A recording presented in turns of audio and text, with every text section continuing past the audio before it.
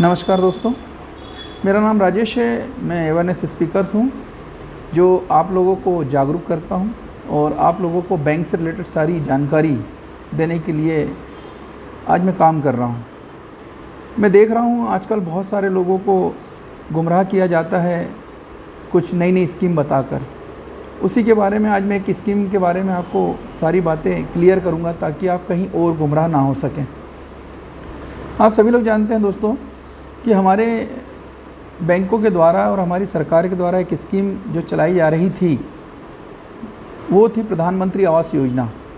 आप में से काफ़ी लोग ये जानना चाहेंगे कि आखिर ये प्रधानमंत्री आवास योजना में कौन लाभ ले सकता है, ये स्कीम कब शुरू हुई थी, ये स्कीम कब तक लागू थी और इसका लाभ हम कैसे ले सकते हैं, या हमने इसको अभी तक नहीं लिया है तो क्या आज हम इसका लाभ ले सकते हैं। इन सारे तमाम सवालों के जवाब आपको आज इस वीडियो के माध्यम से मैं देना चाहता हूँ। तो दोस्तों, जो प्रधानमंत्री आवास योजना है, ये योजना 25 जून 2015 को प्रधानमंत्री मोदी के द्वारा लॉन्च की गई थी। पहले यह स्कीम इंदिरा गांधी आवास योजना के नाम से हुआ करती थी, लेकिन जब से एनडीए की सरकार आई, मोदी सरकार आई, तब से ये जो स्कीम है इसे प्रधानमंत्री आवास योजना का नाम दिया गया। इस योजना को गवर्नमेंट ने उन लोगों के लिए लाया था जिनके पास पक्के मकान नहीं हैं। ये शहरी और ग्रामीण दोनों क्षेत्रों के लिए लागू थी। गांव में भी इस स्कीम का लाभ ले सकते हैं और शहर में भी इस चीज़ का लाभ हम ले सकते हैं।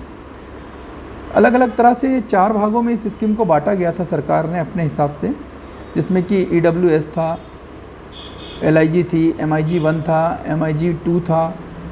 तो जिसकी जो क्षमता थी उस अनुसार इस लोन की सब्सिडी भी उन्हें उसी आधार पे मिली गई।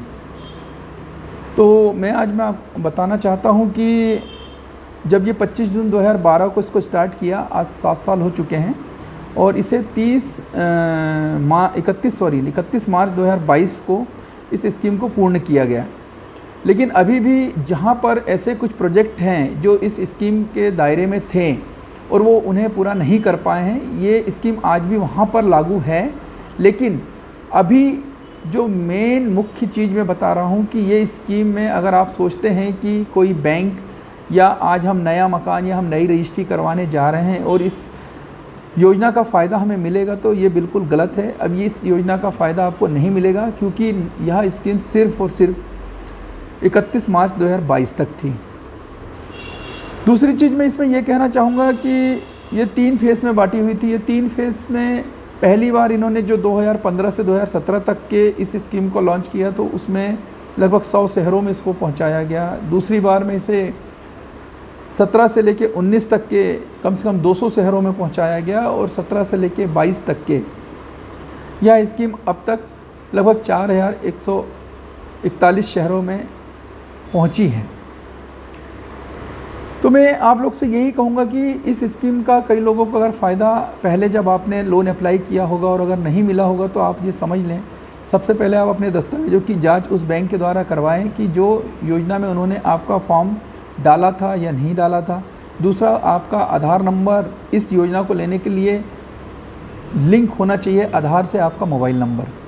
आप इस भी बारे में बैंक में जाके पता करें कि आपका जो नंबर है वो लिंक है भी या नहीं, और अपने आधार कार्ड को पुनः, अगर वो लिंक नहीं है तो लिंक करवा के पुनः आप उसे बैंक में दीजिए। इसमें एक और साथ में जो EWS वाले हैं जो गांव में इस योजना का लाभ ले रहे हैं, उनको शायद एक बात का पता ना हो। इसके अंतर्गत एक योजना जो स्वच्छता अभियान भारत योजना है, उस योजना का 12,000 रुपये भी जो व्यक्ति प्रधानमंत्री आवास योजना का लाभ ले रहा है उसे यह योजना का लाभ भी गवर्नमेंट को देना है। और इसमें अगर आपने अप्लाई नहीं किया तो आप जाकर अपने विभाग में इसके लिए अप्लाई करिए। 12,000 रुपये भी आपको योजना के अंतर्गत लाभ दिया जाएगा सरकार की तरफ से। इसी के साथ में मैं आपको बताना चाहता हूँ कि इसमें जो हाईएस्ट इनकम है और जो लो इनकम है, अगर हम EWS से स्टार्ट करते हैं तो उनका कम से कम 3 लाख से कम इनकम होनी चाहिए। अगर हम LIG पर जाते हैं तो 3 से 6 लाख की इनकम इसमें होनी चाहिए। MIG पे जाते हैं तो 6 से 12 लाख की इनकम, और MIG 2 पे जाते हैं तो 12 से 18 लाख की इनकम इसके अंदर में निर्धारित की गई थी। ये पहले थी, अभी चूँकि मैं आपसे बार बार कह रहा हूँ ये योजना बंद हो चुकी है। तो अगर पहले आपने लोन किसी बैंक से लिया है और आप इसमें जो पात्रता है वो भी मैं आपको बता दूं, अगर वो पात्रता आपके अंदर है तो आप इस चीज़ के लिए उस बैंक से मांग कर सकते हैं। इसमें सीधा पहला जो है इसका पात्रता की अर्हता है, पहली अर्हता ये है कि आपका किसी भी शहर में कोई प्लॉट या मकान नहीं होना चाहिए, ये पहला आपका मकान होना चाहिए। और EWS और LIG के अंदर में प्रमुख रूप से अगर आपकी कोई प्रॉपर्टी है तो उसमें महिला का या तो मालिकाना अधिकार होना चाहिए या तो फिर वो सह मालिक होना चाहिए। दूसरा इसके अंदर में हम MIG के, अगर आपने MIG कैटेगरी अगर 6 से 12 लाख के बीच की आपकी इनकम थी तो आपको किसी भी तरह का महिला सहाविदक का होना इसमें आवश्यक नहीं है। और इसी तरह से MIG 2 में भी अगर 12 से 18 लाख की आपकी इनकम है तो उसमें भी किसी तरह की महिला सहाविदक की आवश्यकता नहीं है। लेकिन बाकी जो 2 कैटेगरी है उसके अंदर में महिला सहाविदक होगा तभी आप इस योजना का लाभ ले पाएंगे या ले पाए होंगे। तो अभी आप इसमें सबसे पहले ये जान लें कि प्रधानमंत्री आवास योजना जो है वो अभी पूर्ण रूप से बंद कर दी गई है। नए किसी भी लोन पे प्रधानमंत्री आवास योजना का लाभ अब कोई बैंक नहीं दे पाएगी। और जो पुराने प्रोजेक्ट हैं जो उसमें अनुबंध थे तो पुराने प्रोजेक्ट के आधार पे अगर वो कंप्लीट नहीं हुए हैं तो अभी उसमें ही सब्सिडी का लाभ जो लोग हैं वो ले पाएंगे। अगर ये सारी जानकारी को लेके अगर आपके मन में कोई प्रश्न है या आपको प्रधानमंत्री आवास योजना के तहत कोई ऐसी जानकारी चाहिए जिसमें मैं आपकी कुछ मदद कर सकता हूं, तो मैं नीचे अपना फेसबुक जो पेज है वो भी शेयर कर रहा हूं। मेरा यूट्यूब पे आप कमेंट करके भी इस चैनल के माध्यम से बता सकते हैं। और मेरा नंबर भी मैं शेयर कर दूंगा जिसमें कि आपको आने वाले समय में कभी भी किसी बैंक से अगर होम लोन लेने की इच्छा है या होम लोन लेना चाहते हैं और उससे पहले कौन सा बैंक आपके लिए सही होगा, कहाँ आपका प्रोफाइल सही होगा जिससे आप कहीं पैसे खर्च ना करें और किसी भी 420 के शिकार ना हो पाएँ। तो बहुत सतर्कतापूर्वक मैं आपका अवेयरनेस स्पीकर इसलिए इस चैनल को बनाया हूँ ताकि आपको बैंक्स में किसी भी तरह की धोखाधड़ी में आप ना उलझ जाएं, किसी भी तरह के झूठे कमिटमेंट पे ना आप उलझें।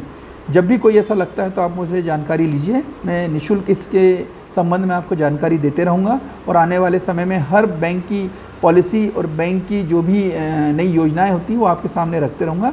तो इसी के साथ आप हमारे चैनल को सब्सक्राइब करिए और ये बहुत ज़रूरी आपके लिए भी ये चैनल है क्योंकि हमारा अधिकतर जो है वो फाइनेंशियल इंस्टीट्यूशन से हम जुड़े हुए रहते हैं। बैंक की जानकारी के बिना हम कुछ नहीं कर सकते हैं। अगर बैंक की सही जानकारी होगी, बैंक के कामों की सही जानकारी होगी, बैंक के नियमों की सही जानकारी होगी तो आप अपने अधिकारों के लिए लड़ पाओगे। आपको जो योजना का लाभ मिलना है वो आपको मिल पाएगा। और अगर आपको जानकारी नहीं होगी तो आप कई बार अपने पैसों से भी और समय से दोनों से ही आप हाथ गंवा बैठोगे।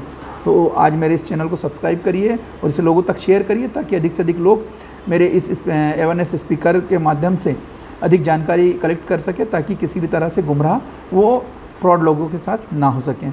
इसी के साथ मैं आज का वीडियो समाप्त करता हूँ। हमारे चैनल को सब्सक्राइब करिए, शेयर करिए और अधिक से अधिक लाइक करिए। धन्यवाद। Thank you.